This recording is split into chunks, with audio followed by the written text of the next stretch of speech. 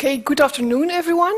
My name is Kim Siers. I'm a business developer at ING, and I brought with me my colleague Jo. I'm business developer in the region of Lier, not far from Mechelen and Antwerp. Maybe some information about what we do as a business developer at ING. Especially for you, I think most of the people here are interested in starting up a business or starting up as an independent. We as a business developer, we help you through that startup concerning the financial terms and everything that has to do with it. So in this presentation, we are going to give you some tips and tricks about starting up as a professional, and also a big part about the credit policy in this case, at ING. So when you have kind of a credit file, you want a credit from the bank, what do you need and what do we need for get more easy an approval or something like that. I will start with information about ING. I start with ING Group, so worldwide. I have here some facts. We have more than 48 million clients for the moment. We are active in more than 40 countries, and I'm one of them, and also is Jo, of the 75,000 employees. In Belgium, more or less 8,000 people work for ING. ING is for the moment placed on 16th in the top 20 of the European financial institutions. That's what you can see here. And here is also some facts and figures about ING in Belgium. As you can see, 11,000 employees, but it's together with our daughter company, Recordbank. We have 2.4 million active clients for the moment, and that are the private persons, the companies, the institutionals. On the right, you see making banking easy. I heard there was an interesting talk of our CIO yesterday about everything that's ING doing for the moment to get more online, but if necessary, easy advice. Also, the blocks you see that ING is still supporting the economy by giving a lot of credits. Our amount of credits is still going up. 2013 was the best year ever in the companies which we are responsible for, and that means that these are the companies, the one-man companies, let's say, the startups, the professions which are like doctors, etc. So in that segment, we never gave more credits than in 2013, and 2014 will be even better. So we are still supporting the Belgian economy. Some prizes we won in the last year. I think the important one is Banker of the Year in 2013. Then tips and tricks to start. Some useful advice. I'm going to start with some questions. Questions you have to ask yourself when you're going to start up. In most of the cases, when you start up a company or when you have an idea and you want to start as an independent, you have to ask yourself, is my project mature enough to do this start? Is my idea feasible? Then the bank probably will come along if you need a loan. What is the amount of the loan? What kind of financing do I need? Also with a startup and a lot of administrative tasks, can I fulfill these tasks? And also there is the government aids or grants. Can I have the benefits of those things? To analyze if your project is mature enough, first question is, what are the real seasons of starting my own business? There are a lot of reasons to start a business. One reason can be, I hate my job, I hate my boss, I suppose I better be independent. I think that's the wrong reason to start up a business or to be self-employed. Can I explain my project in a few words? As a business developer, I seen a lot of business plans. I have business plans on 1 page, 2 page, a beer card, a book of 100 pages. I'm not going to say that a beer card is enough for me with the lot of information because I think it's too small, but a book of 100 pages is also too big for me to go through it and give you the best advice. Maybe it's a good test that you can, when you can explain your project to a banker, then normally it will be good when we understand it. So when we understand it, I think everybody will understand it. A last question in that analysis is, am I ready for an actual startup? And what do I mean with the actual startup? Yeah, it's in most of the times it depends on, do I have enough money to start up my company? Some questions about the feasibility of the project. What are the reasons of my project? Will my project work? A very important question, why will clients buy my products, or why will they be interested in my services? As you see in the cartoon, find the differences. If you don't find differences, I don't think you can make added value to your competitors. No, I understood that you're all are really IT-related professions.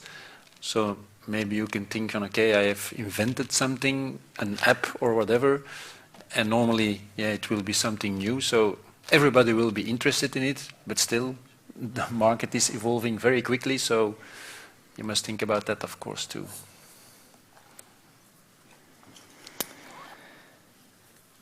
The more questions about everything that has to do with your administrative tasks. You already answered your questions. Will I be an independent? Will I be self-employed? Yes, I will be self-employed or starting up a company. What's next? What are my next steps? As you see here, you need a VAT number. Where do I get a VAT number? Are there other things I need to do first? To get a VAT number, first you need to have a bank account. That's the first step you need to take. We have a lot of information on our website. I think it's not very useful that I go through every administrative task you have to do. This slide is a very interesting slide, I think. In which phase are you for the moment? In your developing new ideas, or already have an idea, you developed it, and there's maybe already commercialization. As you see under the slide, the first steps, or in most of the cases,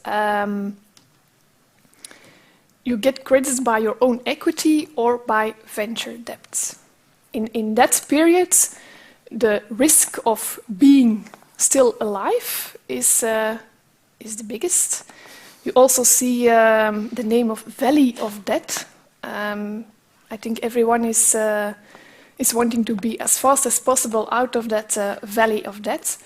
And after that, you have most of the cases, you have the part of being bankable. You already had your product sold to some of your clients, and you are in the commercialization phase.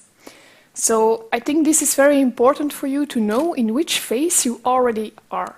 If you are in the development phase, it's very important, you see it here, that you have still a long way to go and that you need more money, I think, to go to the commercialization of your product. In IT, it can go very quickly, I presume. That when you have a good product, that you can get rich very quickly, but still you have to see after that valley of death that there is still something else that you have in your pocket to stay alive, of course.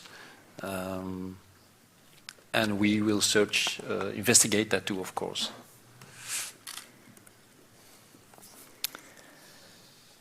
That were some tips and tricks about the startup and the making of a business plan. Which questions do I have to find an answer to? In the following slides, a little bit about, I called it credit policy, but it's more like coming with a file to us as a banker. What do we need? What will we ask from you? This is an overview of the questions that you have to ask yourself or that we ask ourselves. The first is, for me, what do I need to ask on my clients? What do I need to know to go to our credit committee, to our credit decisions, to get them an agreement. Agreement, yes, thank you. To get an agreement for your credit question. The item, what is it all about? As we told earlier, I can do it with 3 pages. 100 pages is a bit too much to give to my colleagues. The finance. Is it all financing by the bank? Are there third parties? Is there a known effort in the case? What is the exact activity of the client? The trust. Do I trust my client? Why could I trust my client? Why couldn't I trust my client? Is there a balanced partnership? What do I mean by that? A banker is somebody. You start also with a partnership with your banker. It's not a case that a banker gives you an amount of money and that he said okay, here is the money, have a nice life, and you just have to pay it back. That's not the case anymore. Are there guarantees, and what is the capacity of refund?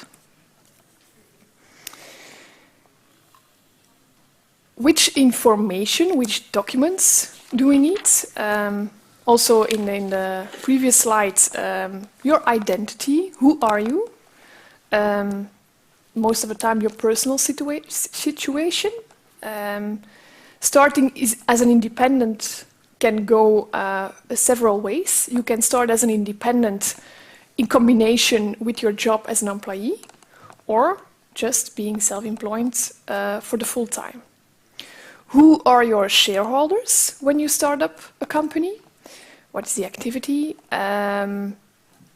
Financial results, the planning of those financial results, purpose of the credit, information about the credit relations between company and lender. So it's the lender, in this case, could be the bank, and what will be the credit relations? How much did you already invest, and how much is the bank going to invest? Maybe current credits or loans, and the existing of personal and real guarantees, so info about the assets. The more information we get from you as a client, the more we can persuade the credit committee to give their agreement for the credit, of course. So the more information, the less questions or difficult questions they can ask us, because we then have all the information, and we must not go back to you and ask again a few questions, because that's not a good sign, of course. So the more information we get, the more information the credit committee gets, the bigger the possibility that we have an agreement for the credit. Now, more important for you is the types of credits. I can give you now a whole of a list of every credit we have with different terms and rates and everything you want. But in fact, it's quite easy. You have two types of credits. You have short-term credits and you have long-term credits. The short-term credits, I give some examples on this slide. Cash facility, go under zero on your account. Straight loan is also something like that. Short-term credit needs, it has to do with can I do my payments in time? For example, as an ITer, you have costs with kind of a project, but your client will pay when your project is done, when you give total project or the product to your client. But in that previous time, you have a lot of bills to be paid. That's short term, because most of the time it's not the intention to do that over 2, 3, 4 years. The other family of credits is the long term. Now, long term, it can also be 2, 3 until 20 years. Also giving some examples. An easy one is the financing of a car in 3 or 5 years, an investment credit or a leasing. On our website there is also a business credit finder. If you think, okay, I need an amount of money, but in which family does my amount fits, then you can check it out.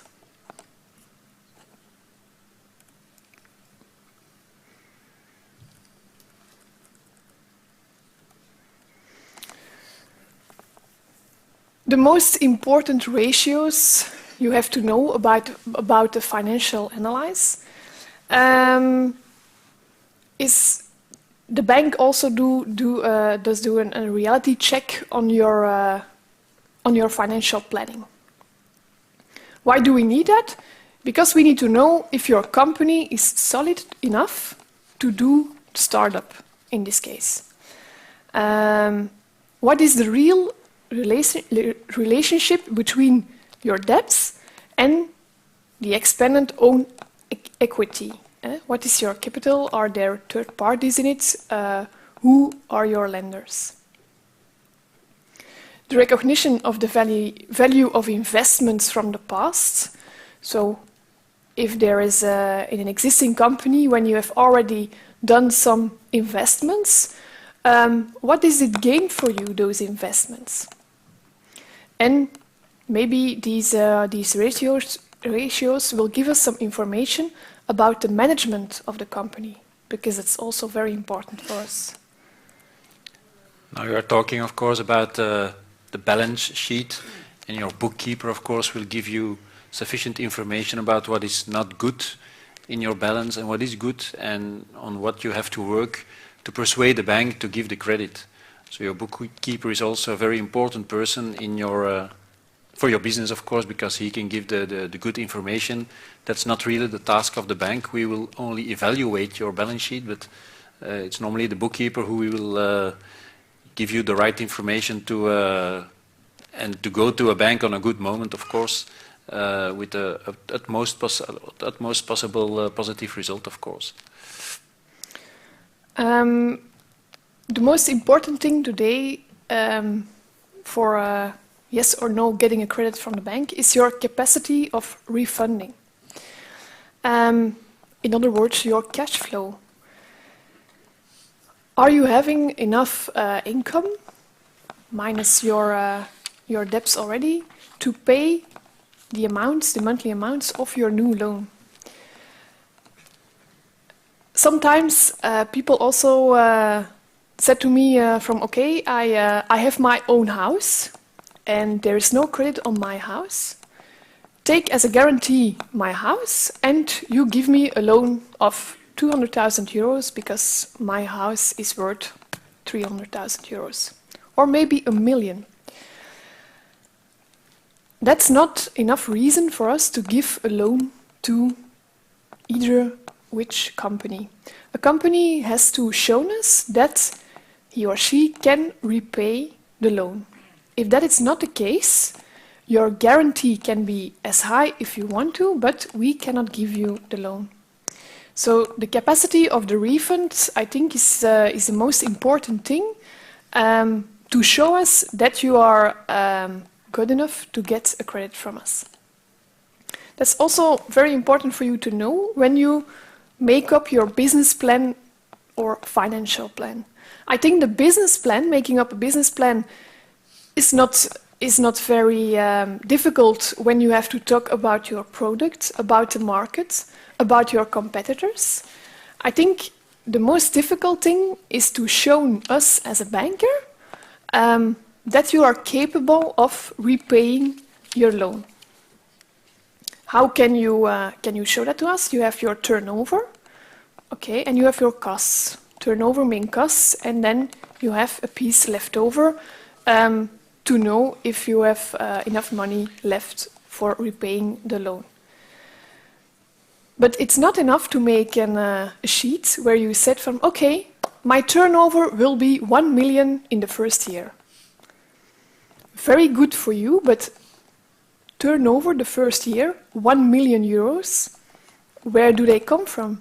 How many clients will that be? Or how many projects do you have to solve to come to that 1 million euro?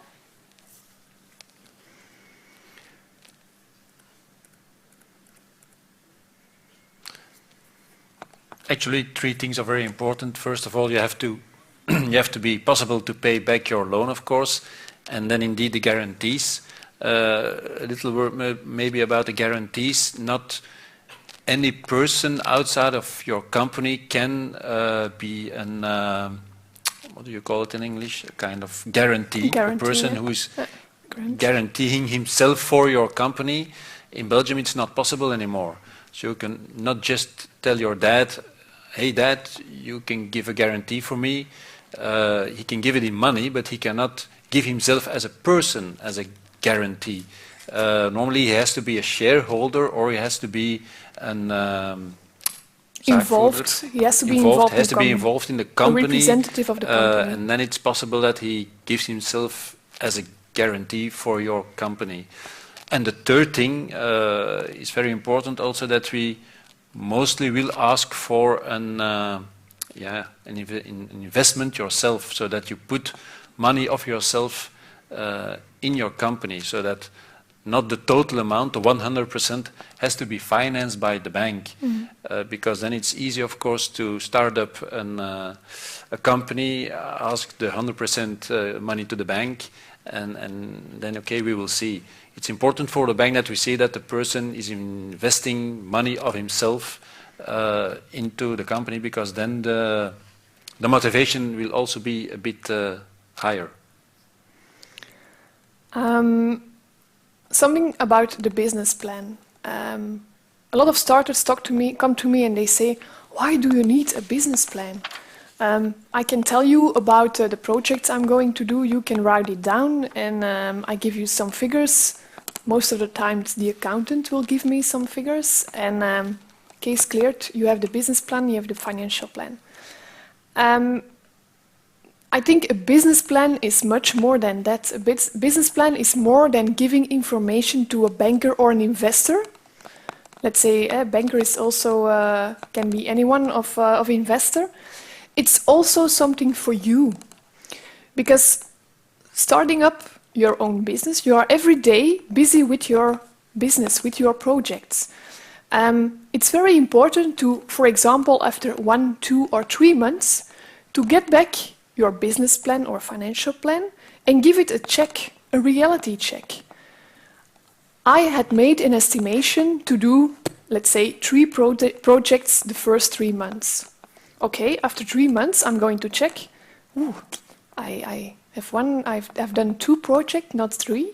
But these 2 projects earned me more. I had a greater turnover than 3 projects. So that's possible. That's good. It's not the exact amount, but my turnover is better. The other case, the more worst case, you have done 10 projects, but your turnover is less than what you have estimated in your financial plan. So you are working very hard, 10 projects, but you are not earning money. And that are the times that you have to check for yourself, am I doing a good thing here? Am I need to search for help from my banker, from an investor, from my wife, maybe? So I think a business plan is not only useful for an investor, but most of the time for you as a starter self.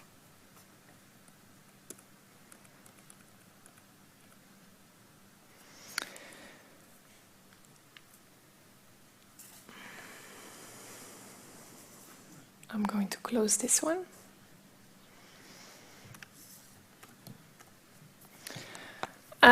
Now, how do we analyze those business plans? We already talked about that, I think. That's the examples I just gave. There's a rise in turnover. How do we get a rise in turnover? Are there extra orders? Or did I take, is my price going up and do I earn more money for myself? Is there a new production process? Or can I lower my costs to higher up my profits? That are all things that are possible. Most of the time, there is also 3 kinds of business plan. You have a best case, a flat case, and a worst case.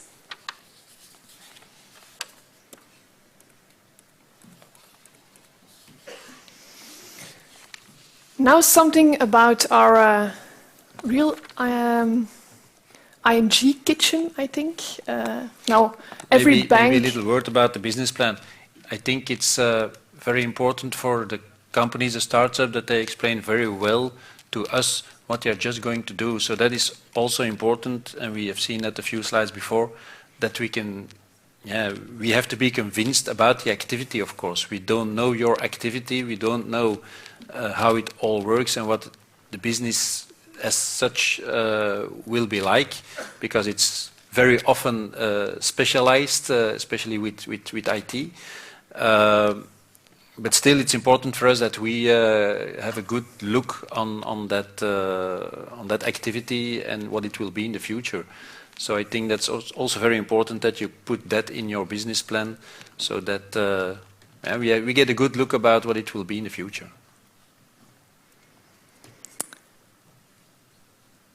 Point 6 is some information about risk classification. It's not something only for ING. Every bank now is obligated to divide their clients into different risk classifications. To give you some information about that kind of class, kind of risk classifications, because it's very important for us to get information about the client and knowing, okay, we have that type of client and we can give him or her that amount of money. The higher the risk classification, the more money we as ING has to reserve in our capital. And knowing the working of a bank, we don't like to have a lot of money on our capital side, because that's not money we can work with. We like to work with money. So the lower the risk classification, the more we can do with the money. Yes?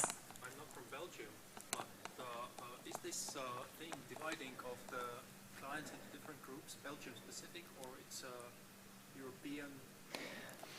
There are the Basel III normen That means Yeah, that the question here I will give them to the people in the back. It's about this risk classification.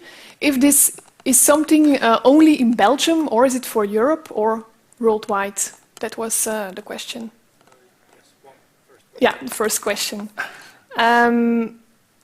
No, it's a European rule. For Europe, that's the thing I told. We as a bank are obligated to divide the clients in different classes. For us as ING, it's with numbers, but I know other banks, they do it with ABC, so that doesn't matter how do you do it, but you have to divide them. And for example, what is a big influence on that classification?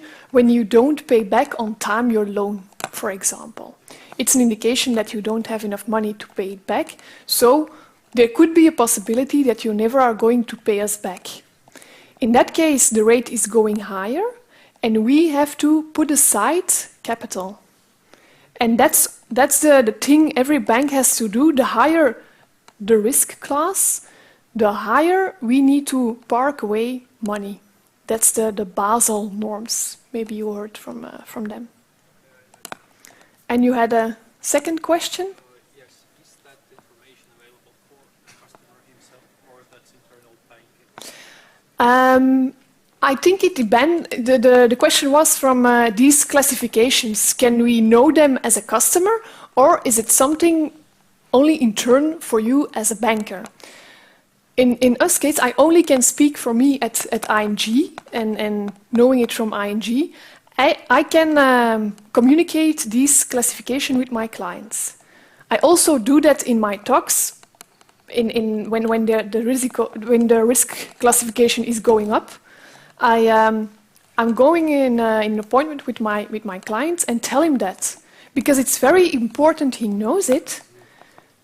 Because when he has credit, when he needs credit in the future, then I can say, I told you so, that it would be not easy to get a new loan. It's an internal classification, but we will not inform the client about it when it is going up, because he knows when he has a cash credit and he's going over that cash credit, and he knows that he's doing something wrong. So, okay, the classification will get higher, but we will not inform him immediately that he's going into a red zone, let's say. It's only on the moment that he is coming to ask us a credit, then we will tell him, okay, classification is at this moment not very good. So, okay, you will have to adjust your way of banking with us. You have to stay between the lines, and then your classification will go down, and then it will be possible to give you a credit. But at this moment, the risk for us is too high. So we cannot inform every month, every client to say, okay, your classification is that high or that low. That's not possible. We will inform him about the fact, okay, what is it now when he asks for a credit? And then it's good, or it's bad, or it's in between, and then we will, when it is in between, we will also tell him that he has to pay attention to not go over his limit to pay his monthly sums in time, etc. So that's the case. But rather, it is an internal classification for us to see, okay, that client is doing well, or it's a little bit difficult. It's not forbidden to talk about it with the clients. For me, as a commercial, I'm a commercial people in ING. I don't know, because a client sometimes asks me, why do I have this risk classification? There are maybe hundreds of parameters that define those risk classification.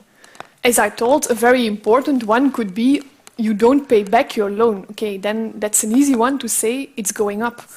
But what is also possible, in Belgium, you have the obligation when you have a company to publish your balance sheet. When that balance sheet, for example, is very negative, there is no more, or there is negative capital or something like that, it's also an indication to higher up those risk classification. But there are 100 of parameters, and I don't know all the parameters of those of that model, that rate model. So that's more information about that risk classification, and it's getting very important for us as a banker. because we need to follow the rules by, in this case, Europe. But we are only talking so negative here.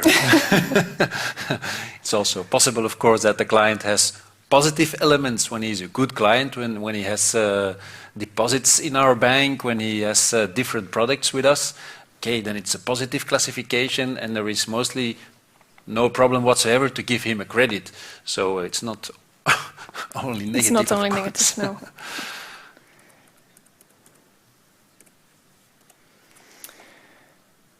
Going further on risk for us as a bank, why can we make that risk acceptable?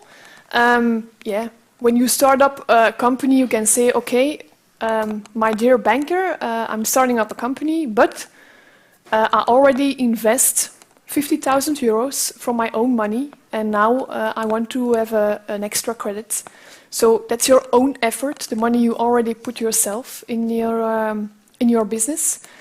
Of course, there are a lot of third parties, and I think for startups, and especially in IT, that refers back to my slide of Valley of Debt and that kind of things. We also talk about the 3 Fs. I don't know if you heard about the 3 Fs. The friends, the families, and the fools. So that are people who you can talk to, and they say, okay, we believe in your project, we believe in your company. I will invest in your company 20,000, 100,000, 1 million. Same happens with business angels, with private equity players. Private equity players, most of the times it goes about a lot of money, while business angels are individual parties that also can bring in their knowledge. But it's special for Flanders, Participatiefonds. It's the government that also has a lot of opportunities to invest in startup companies.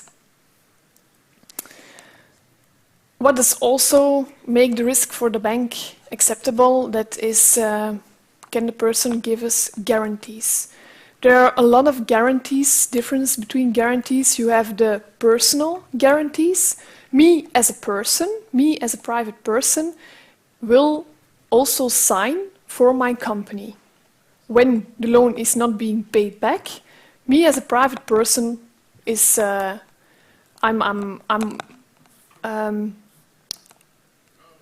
will, ik ga akkoord. I agree. I agree, thank you. I agree to be private. Will private pay the loan when it's not being paid back? A real guarantee can be a mortgage on your house, for example. For us as a bank, it's very important to measure the risk. What is the risk? And that refers back to the risk classification. The higher the risk, the more guarantees we will ask from our clients. A bank is still a commercial institution, and we are not giving money or taking risks for nothing. I get in contact with a lot of business angel and private equity players, and some of those clients, they come to me and they say, business angel, it's all nice, it's all good, but they cost a lot of money. They ask me 8 to 10% profit of it, while a loan at a bank these days is 2, 3, 4%.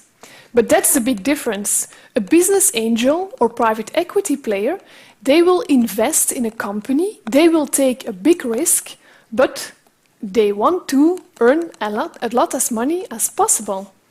While a banker, we had our fixed rate, and okay, it's nice for you when you make a profit of 1 million euro. We stay with that amount of 2, 3, 4% interest rate.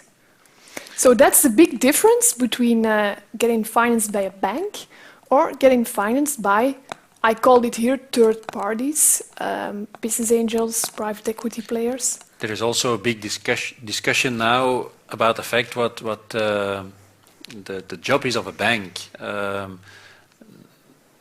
We used to only give credit for material, for cars, for houses, for bricks, and the difficulty is that, and that's also the problem, that when we see a business plan, it's very difficult sometimes for us to understand what the job is going to be, what the activity is going to be. So it's a kind of risk capital that we give to, and especially I think ITers are in that branch, that there is a little bit of risk to the activity. And should the bank give credit for that kind of business? Isn't there more to do for the investors, private investors with a lot of money who believe in a certain project, or crowdfunding?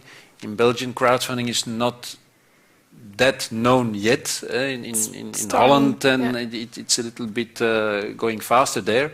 But it's a discussion that should the bank give credit for risk capital, let's say, for businesses who have more risk.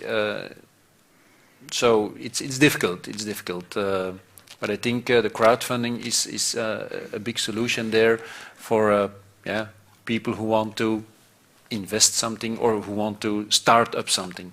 These days, it's very important to see all the possibilities of getting a credit, getting money from somebody. It's not only going to the bank and getting money, or getting in contact with a private equity player and getting money from a private equity player. I think these days it's very important to see every party that can give you credits or can support you in starting up a business, and try to speak with every party and make them place together. There can be a bank, there can be a business angel, and when they're working together, I think there's even a leverage on getting credits and getting your business financed.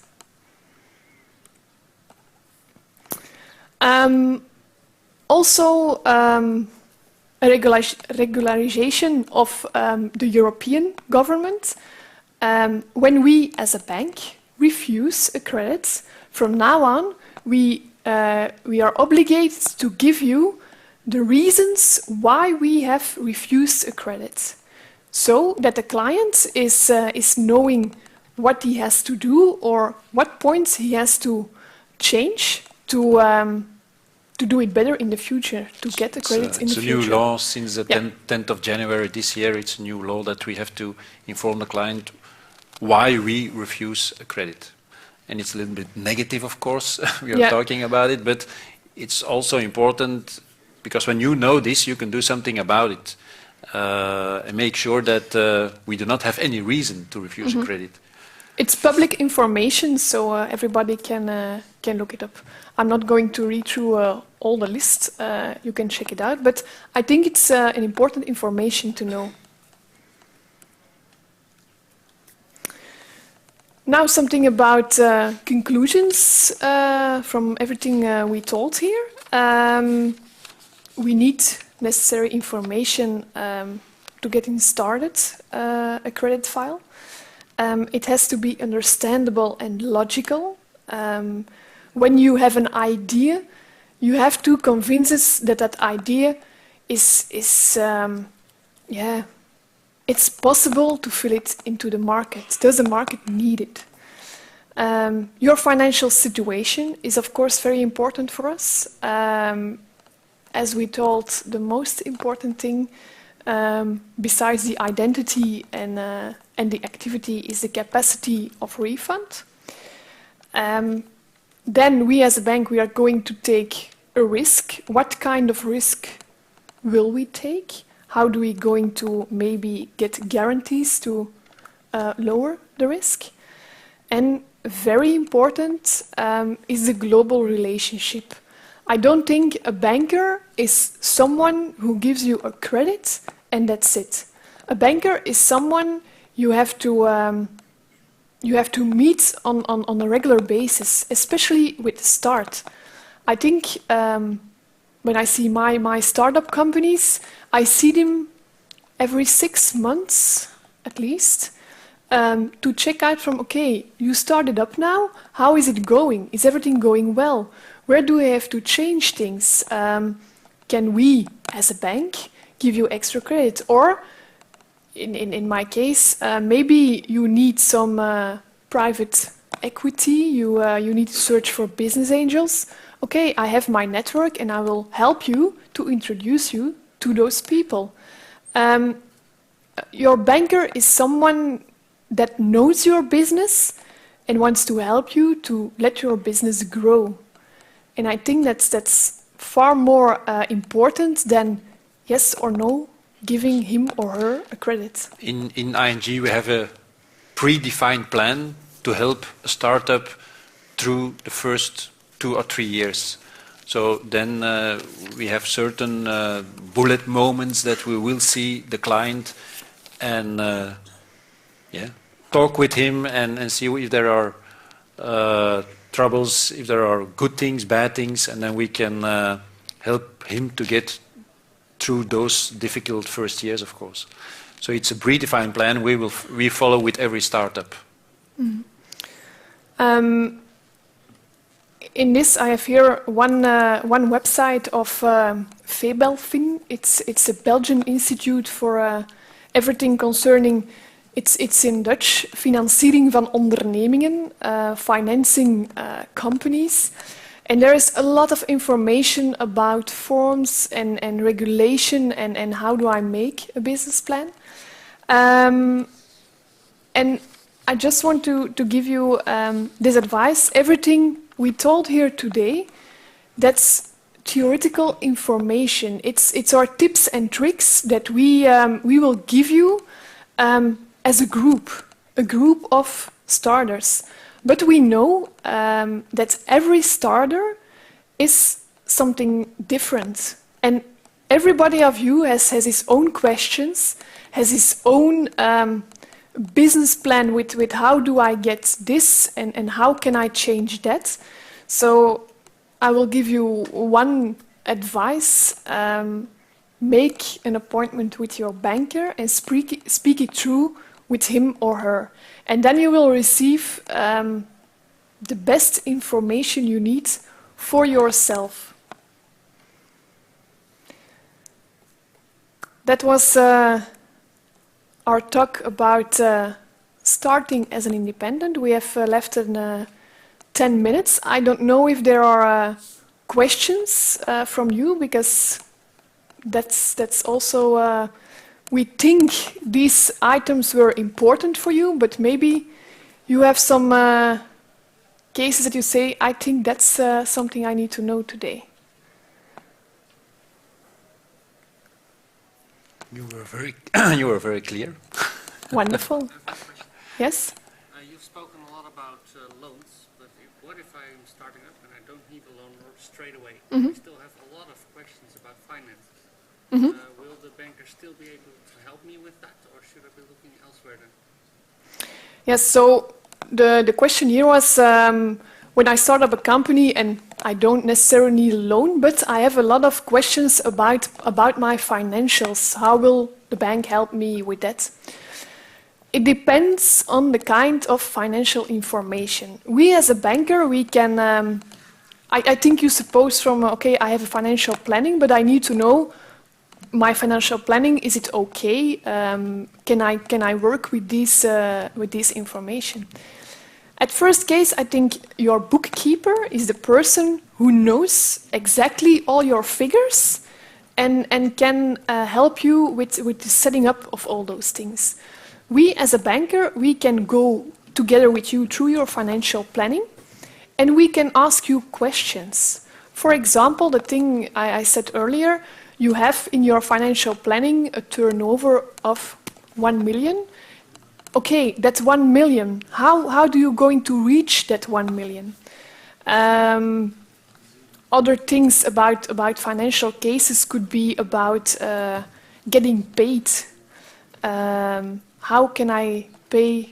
How can my clients pay me? By the internet or by invoices? there are a lot of things that we can discuss with you, but it depends. That's why that was my last point. Every question is very specific. I think there are other persons like a lawyer, bookkeeper, persons with government. Your technicians can give you also a lot of information about, okay, what should I do with my business? For us, it's to give you enough information about your traffic of your payments, more concrete things. But when you say, okay, I want to have a vision to the future, what should I do? I think then we are not the persons you need to talk to. Then you need to talk with other persons to see, okay, in what direction do I go with my company? And we will help you financially, but yeah, that vision in the future is specific for your business, of course. Eh? Is that an answer? That's an answer. Also a thing, and that's out of all the financial, it's our network. As business developers, we know a lot of people, a lot of organizations. For example, our contacts with the government. In this case, as I told you, the participatiefonds. The government can support you in also kind of a loan or a participation. And we got those contacts, we know the people over there, and we can introduce you. So for many starters, it's nice to know that they can ask the banker from, okay, I have that problem, and mainly I can't help you as a banker, but I know someone who can help you, and I can introduce you. And not and only that's about also very important. And not only about Yeah. credits, because you're also in a few organizations, networking organizations. We know a lot of people, lawyers, bookkeepers, etc., specialists in a certain branch. So we can help you with that too. That's really where my question came from. There's a lot of things that are going on to you. The threshold can be quite high. And just like the 6 month conversations you're having with your clients, there's a lot of information that I could get from someone at the bank. Yeah, That's true. of course. That I Yeah. otherwise might miss out on. So. Yeah. And for now on, our advice is still free. We don't send you an invoice when you have a first conversation with us, or I think with any banker. So use that. Also with the government, there are a lot of departments. Take the opportunity to make an appointment with them and speak with them. Everybody can give you some tips and tricks about starting up your company. And I think the more tips and tricks you receive, the more clear it will be for you to start up your business with a good backpack, with information and the right guts to start it.